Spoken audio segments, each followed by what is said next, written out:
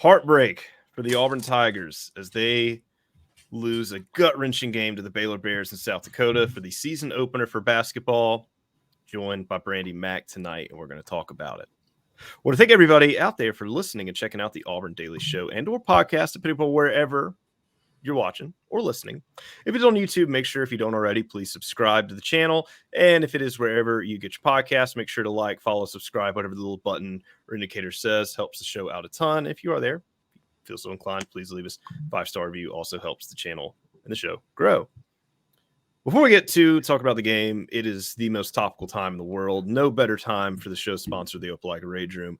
If I were there right now, I would be geared up, smashing stuff to bits, because that's how frustrated myself. I know you do, Brandie, and a lot of others feel after watching that game. It's probably the worst way to lose, to let one get away from you like that, especially when the stakes are what they are and what that could have meant from a momentum standpoint. But yes, great time. You should go see him this week. Like I said, Opelika Rage Room located just outside of downtown Opelika on 2nd Avenue. Go to the website, opelika.rageroom.com. If this loss gets you in the feels like it's got me, you can go in there with a room, play some angry music, and just beat stuff to an absolute pulp and kind of get past this. So if you're in the Birmingham area, don't worry. They got a location up there as well, Birmingham Rage Room. Go check them out. And if you really don't feel like you're mad enough to check them out, just look at the score recap of this game, and that should kind of get you in the mood for a Rage Room, because I know that's where I want to be right now. But Brandie, let's talk about this game, okay? So I'm going to start us with something. I was combing through the stats, and I was looking for some things that jumped out to me. And there's a lot that we can talk about here, but I want to hit you this. We're actually going to start at the end. And if you look at some of these stats of how even this game was, obviously it was a 6-point game, and there's some garbage time points and foul points. It really get a little closer if you take that aspect out of it. But 3-point percentage, Auburn and Baylor were tied. The offensive rebounds and defensive rebounds tied at 14 and 24. The turnovers, both teams had 15. The points off turnovers, 18 respectively. Both teams had a technical foul. A lot of and rebounds. Both teams had 38 rebounds, and obviously both teams were 9 for 19 from 3. And then your field goal percentage was 44.4 to 43.3. So what you're hearing there is a lot of even stats, but I've left one out. Do you know which one I left out? Either steals or blocks, or both, maybe. Okay. So blocks, Auburn extensively took care of business. They were blocks for 10. Steals. Okay, so interesting there. Inversely here, Auburn had 10 blocks to Baylor's 4, but Baylor had 10 steals to Auburn's 5. Kind of crazy. So those offset. There's one more that I'm leaving off. Oh, you're talking about fouls. Sorry. Talking about fouls. That is right. Yeah. So we were hacking away out there. We were. We kind of started the game hacking away, which I really liked how Chad Baker-Mazara started off at the beginning with his aggressiveness on defense. But yeah, definitely some lopsided fouls there. I don't know if can you blame it on officiating? I don't really know if you can when we're up by 9, but definitely interesting. Yeah, so let's go here. And where's do you have the foul numbers in front? I'm trying to comb through the stats here. Do you have the foul numbers to see exactly how many Baylor had to how many Auburn had? Yeah, we had 32 personal fouls and Baylor had 22. 32 fouls. It's a lot of fouls. Okay. So let's go look at that here, and let's go look at the stat that really that correlates to. So this game is pretty much neck and neck at the end of it. But what ends up happening there, because what happens when you foul, well, you get to shoot free throws. So the problem there is Auburn was 17 of 25. Baylor was 27 of 34. So what's that right there? That's a 10-point difference. Because, I mean, percentage-wise, they were fairly close. 10 points Auburn gave away, and that being a 6-point game plus some lead going. There goes your ball game right there. Lost at the free throw line. That is going to be the stat that really gives it away. And another one, too, would be just very untimely turnovers that Auburn gave up as well. Yeah, I think it's interesting 15 of our turnovers that we had, assuming 10 of those, because Baylor had 10 steals, 10 of those were steals. And Baylor actually had the same amount of turnovers, but we only had 5 steals. So I thought that was pretty interesting, just looking at those kind of together there. Baylor's like most tenured guard, who I thought was going to have a much better game than what he did. He had a good game, but he wasn't really who shined for them. And that was Ray J. Dennis. He had 7 turnovers. He made up over almost half, or I guess right around half of their turnovers that they had, which is kind of crazy. We definitely dominated him in this game, and we took care of business there. But obviously their top 10 freshman that they had, Jacoby Walter, he went crazy. This game really was like the story of the 2 freshmen on both sides of the ball. And then I was pretty shocked to see like Ray J kind of turn the ball over as much as he did tonight. But when their, senior veteran guard turns the ball over 7 times, you have to take advantage of that. So. Well, one thing they were doing, and a positive note that I do want to give the team, was something that they've struggled with for a little while. Was their fast break points. Auburn had 14 to Baylor's 9. Auburn looked really, really good about scoring off transition, something that was a big key factor to that Final Four team, something they just did incredibly well, and something that Auburn teams just haven't been able to take advantage of in recent years. Great to see some flashes of that coming back, because that is such an important just game skill set, just a game-changing play that can do wonders for momentum. And a lot of that was from Aiden too. Aiden played a phenomenal game and was the reason we were even in this game to begin with. It was those fast breaking points. Like he really knows how to lead this offense. I think he made he made a few freshman mistakes, but not anything that I felt like that cost us this game. He played really well tonight. And it's so weird. Even though we lost this game, we lost it by 6 points. I feel like it was a lot closer than that the entire game. We really did have full control of this game until around the last 3 to 4 minutes or so. But I honestly have never felt this good after a loss before in probably Auburn athletics history in a long time. I feel like we played a more complete game against Baylor, even though we lost, than we have in at least the past year. So I feel really good about this team. And even though we didn't win, and this would have been great to have, because I am going to assume later on down the road, this would have been a quad 1 win had we won. This Baylor team is really good. There's a lot of bright spots that we saw tonight on both sides of the ball. And I think a lot of us going into this were pretty worried about how we were going to play on defense. And I was actually really pleased with us on defense. I think somebody who deserves a shout out for how he played on defense is Dylan Cardwell. I think he improved a lot from last year to this year. And he was out there and he was all over the floor. He was being aggressive where he needed to be. And I was just really impressed with him. He finished the night with 5 blocks, which is pretty good. And that's only in 14 minutes of play. That's pretty insane. Oh yeah. So now, I was super impressed with that. I will say don't want to rag on him, but in a game when you're going up against a top 25 opponent, I would love to not see Lior Berman out there on the floor if possible.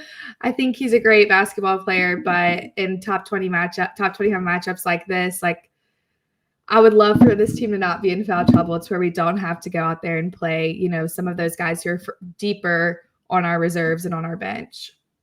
Yeah, and there's definitely, and that was going to be kind of the downside of just some of the just disciplinary things that'll kind of come with play in the game. This is going to be a problem for Broome and Cardwell because they both like to play bully ball. And really, ironically, Jalen Williams could get very physical and he had the least amount of fouls tonight, ironically, for somebody who played the amount of minutes he did. So that was a good uncharacteristic thing of him, because there were some games last year he he'd be all over some guys. So Dylan did make that stupid foul where he basically runs up to half court and just pops the guy where they just got fat. Like there's like 3 fouls in one possession. Just cannot do that kind of stuff at the end of the game. And honestly, the play that really killed us was the throw-in play, and it was a clear takeaway. And there was just let him get the basket broom and get the ball back. Don't let him get a basket and get 2 more after that. So, I mean, and that stuff, like, you know, Broom at this point in his career should know not to do, but first game of the season, you're on a neutral court away from home. I get it. Emotions can be high at this point of the game, but for somebody who is, you know, preseason all SEC, like, you can't be out there making, you know, dumb mistakes like that because I mean, really, like, that was in crunch time and we could have gone down there and not necessarily just chucked up a 3. We could have gone down there and had a little bit more time to control tempo and get to the basket and just score 2. So I mean, overall, like, I was really impressed with this team. We did have to play, I think, a lot deeper into our bench than what was expected, which was not the best, but it's the first game of the season against a great opponent.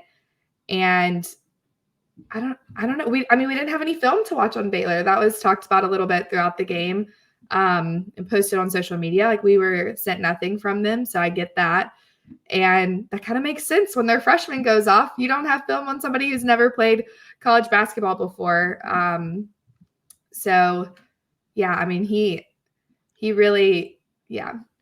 Walter's good. He's a really good player. He ate us up. Well, that's another issue is Auburn had struggled, and we remember seeing some games last year had just struggled with some of these just athletic guards. And that got Auburn early in the season a lot last year. And then old boy Sasser came out to just cap that one when they played Houston and Birmingham in the year last year. So they've got to find somebody. And that's really a matchup where you miss Zep Jasper, because he could at times get up there and really just keep those guys. I'm trying to avoid saying some bad words here, so trying to keep it clean. Zep Jasper would be all over those guys. And I think that's where you kind of missed that defense. So you've got to find who is going to be that guy. And there were some times where they missed some assignments and gave them some wide open threes. I mean, this Baylor team, they could shoot. Now, Auburn did well and they responded, but let's look at some high notes here. Let's just go through this. I was wrong. I'm going to admit it. I'm happy to be wrong. I'm glad I was wrong on this. I thought it was going to take a little while for Aiden to get his groove. Yes, Aiden came out. Literally called me before you called me right before the game or last night. Yep. And goes, you know, I think people may be like overhyping Aiden, and I was like, I don't know, he's pretty good. We'll see. I really didn't know what to expect. I didn't know what to expect. So I didn't say overhype now. I just thought that you said, people. Sorry. Yeah, let me defend myself, or I get roasted in these comments here. Yeah, sorry, you didn't say overhype. Yeah, we don't want these sound clips. We don't want these. He was hesitant. He didn't say overhyped though. Sorry. Yeah, not overhyped. I just thought it might take a little bit of time for Aiden to get kind of in the groove of what people's expectations were going to be him right out of the gate. I was kind of like, hey, don't, he's a true freshman. He's not a big physical presence out there. It might take a little bit of time in the season for him to really kind of come into form. I believe that it will probably happen at some point, but 19 points and him just being all over the place. And there's some little things they're definitely going to work on. Don't get me wrong, but he blew what my expectations would be for this matchup away from home out of the water. I am happy to be wrong. I thought Trey, they would have leaned on him a little bit more with the experience. Trey did not have as good as a night as I would have hoped. I mean, he led the team with turnovers. He had some really dumb turnovers. This is a guy who I was touting and would say, describing him, ice water in his veins, tenacious guy, very, very tough defender. Kind of that, that football player mentality that he came, and you kind of saw flashes of that last year and didn't really see it here. Now, granted, it's one game. That stuff can change. And then Jalen Williams, too, for a guy who played 27 minutes, Jalen has been playing at Auburn for 100 years now. This guy knows the system. He knows the culture. He knows the expectations, and he's shown he can do it. But only recording 4 points, that's something we got to we got to get more out of Jalen there. He did get a lot of rebounds. So, I mean, he was, effective there. But still, I mean, there comes a time where a guy like him who's shown he can do it, got to do it. So those are my those would be my two, like, hey guys, we got to step it up. My boy Simo, I'm a Simo truther. Played 23 minutes.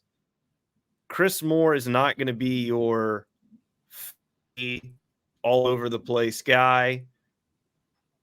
He's going to be your well-balanced, very efficient. He was 2 for 4, didn't get a chance to shoot any free throws. I would not really say unless you saw something. This was one of his best games ever. Like, it may not show up on the stat sheet, but Chris Moore played really, really well tonight. And yes, he was. Memes as a Chris Moore truther, I am a little more hesitant about his game. I think this was one of the best games that he's had in his time at Auburn. Like, maybe not from like a statistical standpoint, but from a true impact being in there in the game. Yeah, just like an eye test impact. That's kind of what Zep did last year. Zep was kind of that player last year for us, more of an eye test, not a, big statistical leader, but eye test went in there and impacted the game in a way that can't really see when you just look at numbers. I thought Chris Moore played really well tonight. I'm really proud of him. Yeah, and for people like, kind of dogging Chris Moore, he's not going to be that big flashy guy, but it's like if Chris Moore was not good and effective, he wouldn't be playing 23 minutes. And probably the best highlight of the night for him was that, I don't know why that was even thought it was goaltending, but that block he had, insane block, super, got the hiccups just thinking about it. Super clutch in a very important time of the game, and you see it. So I still think we're going to see a good bit out of Chris Moore for the rest of the year. Like I said, it's not going to, and he's not going to be a guy that's going to light up the stat sheet, but I think you said it very, very well. A guy who's going to have an impact on the team, and you just gotta watch it. You just got to be paying attention. And I mean, that just may be away from the ball, like locking. There's not a statistic for, hey, this guy didn't get the ball passed to him because Chris Moore was glued to him on defense. You just have to watch that and, oh, okay, that's the impact he's having on the game. So things like that, just not making the dumb mistakes. What did Chris Moore not have tonight? A turnover. A lot of guys on this team had a turnover tonight. So, and then of course, you kind of mentioned too, the Leo Berman, his 5 minutes did not record any stat in that game. I don't have plus minus in front of me. I would love to try to dig that up when it gets out there. My internet's acting choppy, so I'm just glad we can even get the stream out. But I'm going to look up some plus minus because I love plus minus. I think that'll be a really telling test when we get to see it. But yeah, and obviously a lot of that had to do with foul trouble. So Leo did record a stat. He got a foul. But yeah, and I understand kind of was put into the game because of the foul trouble that the rest of the team was in. So I get that. I just would like to, in these big matchups, would like to not have to go as far into our bench like that if possible. Yeah, and that was when Auburn, I mean, that was just kind of when everything was imploding there. And I think that's just one of those deals where you can tell how this team performs with the rotation that they like and they don't. But the issue, and they had a lot of this last year in some games, especially Alabama, they've got to be smarter about these foul situations. And we kind of said it. I mean, here's the thing about it. I'm not blaming the refs. The refs were very, very, very heavy on that whistle. They called it both ways. I would say they officiated the game relatively even. They were just kind of heavy, and you got to learn to play to that. And that's just the nature of the beast. You're going to have refs that swallow the whistle. You're going to have some that blow on that like they're getting paid per foul. And this was kind of one of those nights where they did that, and you got to adjust. And the thing is sometimes you got to give up, maybe let them drive there a little bit. And the crazy part is, I think the sad part that stinks about this is Baylor gave Auburn some easy plays. Like they missed layups, missed dunks, just guys butterfingers of the balls out of bounds where they could have just easy buckets.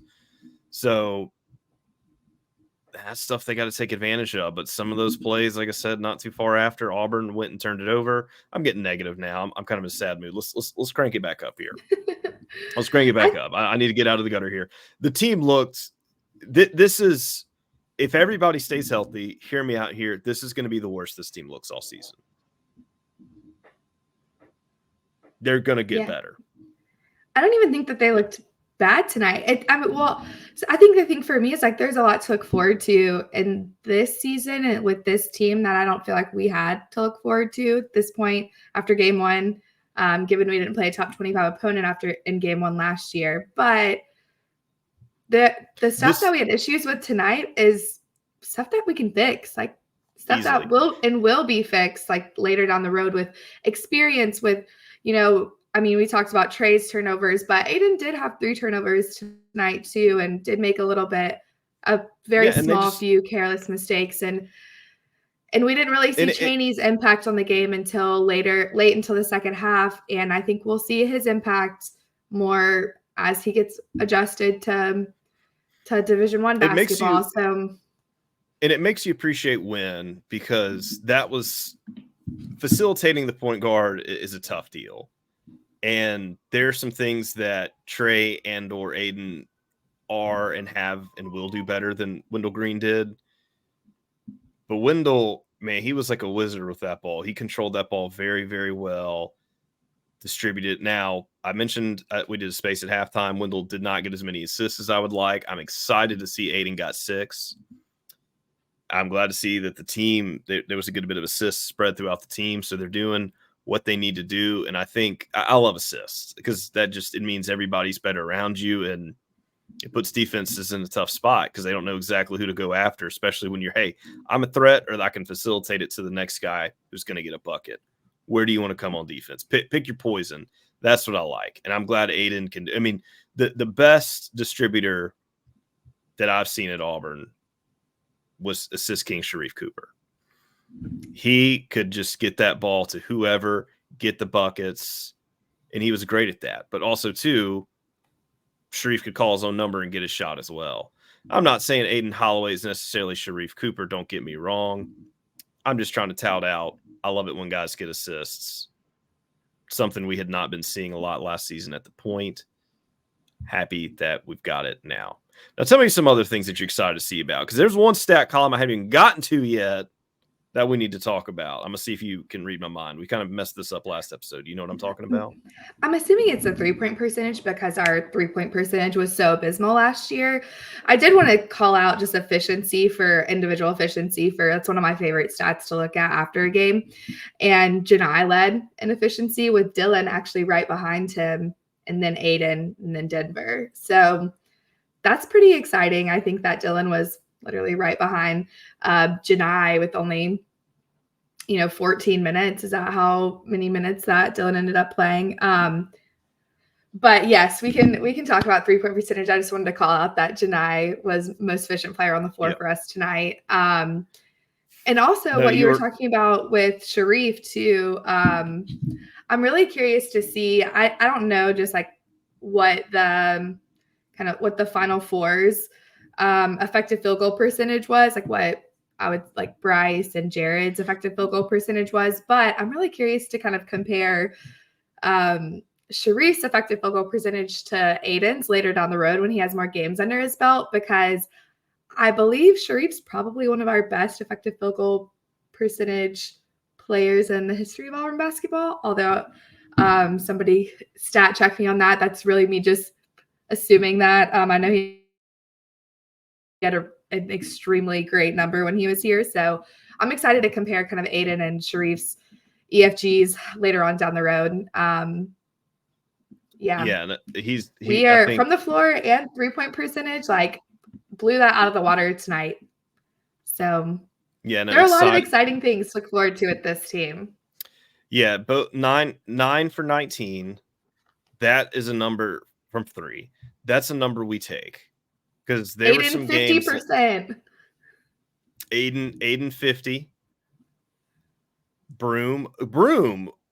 2 for 3 for Broom. Absolutely insane. Bruce tried to tell us all offseason about that too. Bruce is like, guys aren't ready for Janai's 3-point shot. It's really improved. That's what the NBA guys told Bruce. Bruce saw it himself. He was telling us about Janai's 3-point shot all offseason. Doing what he needed to do. Now, I got to shout out Katie Johnson. Good energy. Was just all over the place. Got 6 points. Didn't get to the line. But he was just playing. He kind of, there's some moments where he had that maniac Katie back. And I was happy to see his energy out there.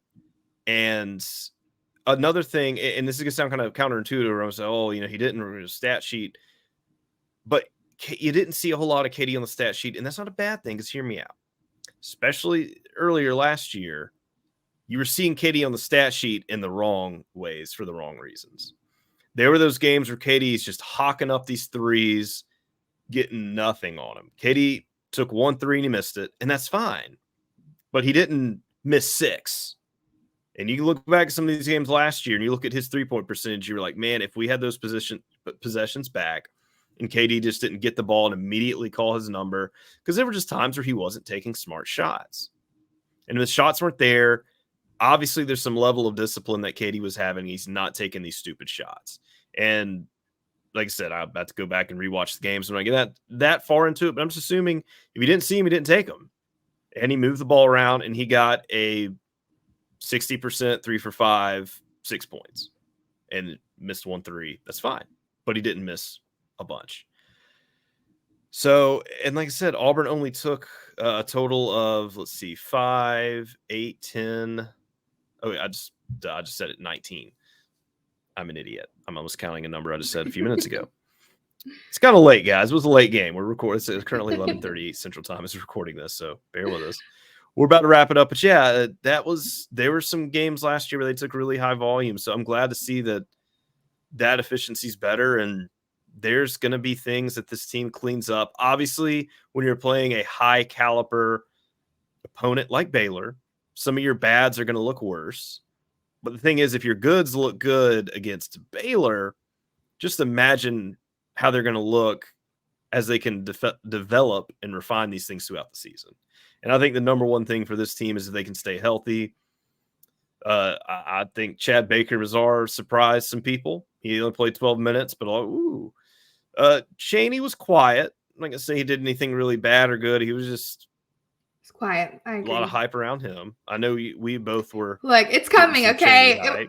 It's coming, okay? It's one game. Yeah, it's one game. Yeah, it's one game. It's coming. I believe in him. Yeah, no, it's one game, but like I said, I mean, you take the foul stat out of this. This was a very, very even game, kind of like almost scarily even. But when you're neck and neck with the top 25 Baylor with some good talent on there, this certain game 1 of the season, that's a good sign. And Auburn has got a lot of good things to look forward to. Your double-digit scores are Denver Jones with 13, Janai Broome with 16, and Aiden with 19. Broome gets a double-double. He also got 11 rebounds in there. So I think he was the only player who did record a double-double, I believe. So I think there were 6 total players between the two teams that had 4 fouls each, which is kind of an insane stat to think about. Like, I mean, like they called a lot of fouls on us, but they also called a lot of fouls on Baylor. Like this is that's like I was saying earlier. I'm not sitting here blaming the refs on this. I mean, I'm just blaming the foul situation, and just you got to know how to pivot for that. Auburn plays a physical game. That is Janai's deal. He's a guy that likes to get in there. And some of these were, let's be real, they're a little tit-tacky. They were little touch fouls. They called them on Baylor too. Right. Yeah, it just kind of is what it is, and they'll get some of those. At least it wasn't like A&M last year, where if a player on the bench sneezed, they'd call a foul. I mean that was horrible. This was not great tonight, but I at least kind of felt like it was a little more even on both sides in this game than that A&M game last year. One thing we do have to look forward to in the game this weekend is obviously we're at home, and we didn't talk about this last time we talked about basketball whenever they had their scrimmage, but I wanted to say it on here. Neville Arena is selling alcohol now, in case any listeners didn't know that. We totally forgot to mention that. Yeah. So I wanted to get that in because that's this Friday. So if anybody listens to this before they go, I won't be there, but please grab a drink in my honor in Neville, because that is exciting. Yes. Yeah. That's the fan experience. Shout out to John Cohen and his team for working on all that. A lot of folks in the athletic department are working to make that happen to improve the fan experience. We're seeing it in the arena. We're going to be seeing it in some other places as well. And the VIP fan experience too. And yeah, I mean, that's Neville, all. yeah, everything. Yeah, it's no, that's so many all. improvements. Yeah, and that's all part of it. And they kind of took away that sort of Auburn museum deal where you, for those that are kind of wondering where this whole deal is, or some of those pictures, if you first walked in kind of above the gift shop, there was that Auburn museum where for a while that they had displayed the national championship, trophy, and just had some other pieces of memorabilia of Auburn history. And that was cool for a while. And that had been there. I don't know if that was all there when they opened. They probably did a lot of that like post 2010. I'm not sure kind of all the, I know when I went in there from 2011 to like very recently, it really, for the most part, it kind of looked unchanged. So basically the runaround there is it was kind of time to do some revamps. And I think that area looks very clean. And not only that, it adds some good utility. And it's something that I think some people are absolutely looking forward to. And Justin Ferguson, speaking of fan experience, Justin Ferguson tweeted this out, and I don't know which affiliation, but he said apparently the refs kicked a fan out of the game. Yeah, while they were reviewing the goaltending block call, apparently a fan was kicked out. That's awesome. Yeah, I'm all for.